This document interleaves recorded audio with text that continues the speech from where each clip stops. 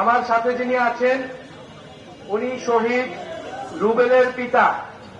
এই জুলাই গণ অভ্যুত্থান, যেই গণ অভ্যুত্থানের মধ্য দিয়ে বাংলাদেশের মানুষ নতুন করে স্বাধীনতার স্বাদ পাইছে, নতুন করে মুক্তির স্বাদ পাইছে, সেই গণ অভ্যুত্থানে তার সন্তান জীবন দিচ্ছে। সেই শহীদ রুবেল তার জীবনদানের মধ্য দিয়ে, তার রক্ত দেওয়ার মধ্য দিয়েই আমরা একটা স্বপ্নের কথা, একটা নতুন বাংলাদেশের কথা বলতে পারতেছি। আমরা স্বৈরাচারকে হটাইতে পারছি। শহীদ রুবেল মাত্র ক্লাস 7-এ পড়তো, 7ম শ্রেণীতে পড়তো, গার্মেন্টসেও কাজ করতো নিজের পড়াশোনার খরচ মেটানোর জন্য। খুবই গরিব ঘরের সন্তান সেই রুবেল। সেই রুবেলের কোনো প্রয়োজন ছিল না রাস্তায় নামার, সেই রুবেলের কোনো প্রয়োজন ছিল না পুলিশের বুলেটের সামনে নামার। কারণ এই আন্দোলনটা ছিল প্রথমে চাকরির আন্দোলন, যে চাকরিতে বৈষম্য হয়। শহীদ রুবেল হয়তো সেই পুরো জিনিসটাও বুঝতো না, কিন্তু ক্লাস 7-এর একটা ছেলে রাস্তায় নামছিল। কেন নামছিল? আপনারা নিজেদের কাছে প্রশ্ন করুন, নিজেদের বিবেকের কাছে প্রশ্ন করুন। 7ম শ্রেণীর একটা ছেলে যদি রাস্তায় নেমে পুলিশের বুলেটের বুকে নিতে পারে, সন্ত্রাসীদের বুলেটের বুকে সাহস করে দাঁড়িয়ে যেতে পারে, স্বৈরাচারকে হটাতে পারে, তাহলে আপনারা আমরা যারা জীবিত আছি তারা কি একটা নতুন বাংলাদেশ গঠন করতে পারবো না? এই যে 7ম শ্রেণীর রুবেল, এই যে বাচ্চা বাচ্চা ছেলেরা মেয়েরা শহীদ হইল, জীবন দিল, তাদের জীবনদানের বিনিময়ে হইল আমাদের এই একটা বাংলাদেশকে সুন্দর এবং স্বপ্নের গণতান্ত্রিক এবং বৈষম্যহীন হিসেবে গড়ে তুলতে হবে। প্রিয় বন্ধুগণ, এই গণ অভ্যুত্থানের পরে আমরা অনেক কিছু আশা করেছিলাম, আমাদের সব আশা পূরণ হয় নাই। আমরা এখন এটাই মনে করি যে আমাদের এই লড়াইটা হয়তো চালাইতে হবে। এই গণ অভ্যুত্থানে যারা জীবন দিছে, আমরা দেখতেছি গণ অভ্যুত্থানের পরে আবারও আগের সিস্টেমে, আবারও আগের পুরনো যে নিয়ম কানুন, পুরনো কালচার সংস্কৃতি আমরা দেখছি, সেই সংস্কৃতিতে ফেরত যাওয়ার একটা চেষ্টা হচ্ছে। আমরা হুঁশিয়ারি দিতে চাই যে 24-এর গণ অভ্যুত্থান যারা করেছে তারা কিন্তু এখনো জাগ্রত আছে, এখনো রাজপথে আছে।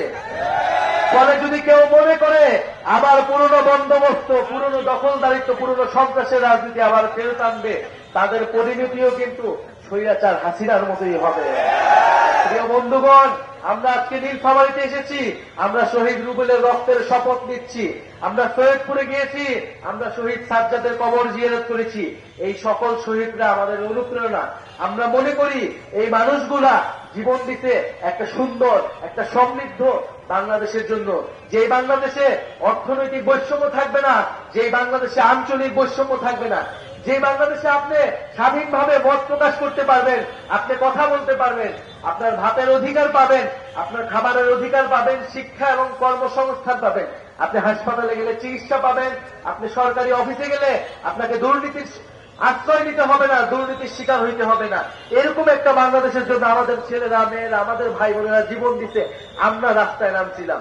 প্রিয় বন্ধুগণ, যদি গণ অভ্যুত্থানের পরে আমাদের এই সকল দাবি পূরণ হয়ে যাইত, তাহলে আমাদের রাজনৈতিক দল করা লাগতো না।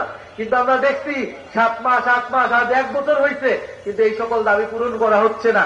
কেবল নির্বাচন নির্বাচন নির্বাচন বলে আমাদেরকে সামনে একটা মূলা ঝুলানো হচ্ছে। আমরা এই ধরনের কোন ধোঁকাবাজিতে বিশ্বাস করব না।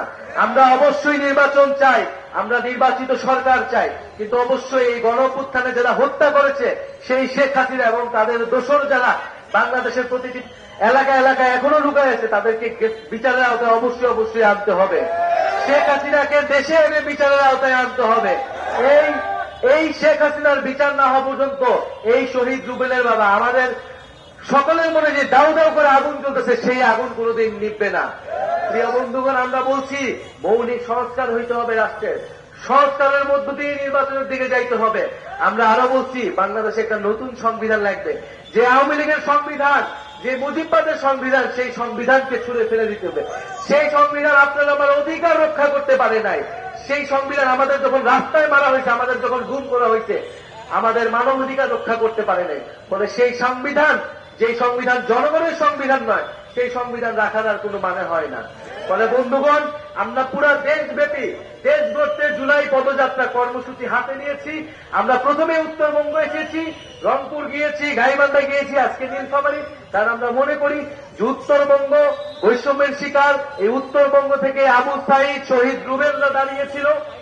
ফলে উত্তরবঙ্গের প্রতি আমাদের আলাদা দায়বদ্ধতা আছে। সেই দায়বদ্ধতার জায়গা থেকে আমরা নীলফামারীতে আসছি। নীলফামারীর ইতিহাস অনেক সমৃদ্ধ, নীলফামারীর ইতিহাস লড়াইয়ের ইতিহাস। সেই নীল বিদ্রোহ থেকে আমরা নীলফামারীর কথা শুনি। বন্ধুগণ, এই গণ অভ্যুত্থানের মধ্য দিয়ে আমাদের নীলফামারী জেলায় আমাদের যারা বৈষম্য বিরোধী আন্দোলন করেছেন, আমাদের গণ অভ্যুত্থানে অংশগ্রহণ করেছেন, তারা আমাদেরকে সমর্থন দিবেন, সহযোগিতা করবেন। আমরা একটা নতুন দল করেছি, আপনাদেরকে কথা দিয়ে যাচ্ছি, আমরা খুব শীঘ্রই আপনাদের যে দাবিয়ে দেওয়া, আপনাদের যে আকাঙ্ক্ষা, আপনাদের যে প্রত্যাশা, তরুণদের একটা রাজনৈতিক দল থেকে সেই প্রত্যাশা আমরা খুব শীঘ্রই পূরণ করব। আর এটা ভাবার কোনো কারণ নাই যে রাজপথে তৃণমূলে কেবল একটাই দল আছে। বাংলাদেশের নতুন রাজনৈতিক শক্তির উত্থান ঘটেছে, নাগরিক পার্টির উত্থান ঘটেছে, তারুণ্যের উত্থান ঘটেছে, 24-এর শক্তির উত্থান ঘটেছে। এবং এই শক্তিকে অগ্রাহ্য করে বাংলাদেশে কেউ কোনো ধরনের ষড়যন্ত্র করতে পারবে না। বন্ধুগণ, আমরা এই নীলফামারীর পথসভা শেষে আমরা পঞ্চগড় যাব।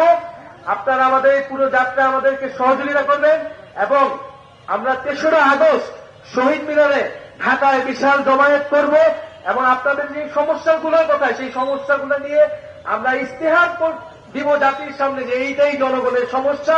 এই সমস্যা সমাধানের জন্য জাতীয় নাগরিক পার্টি নাগরিকের মর্যাদা, ধর্ম বর্ণ নির্বিশেষে আপনাদের সকল অধিকার, দায় দরদ এবং বৈষম্যহীন বাংলাদেশ গড়বে, এই প্রতিশ্রুতি আপনাদেরকে দিয়ে যাচ্ছি। ইনকিলাব জিন্দাবাদ।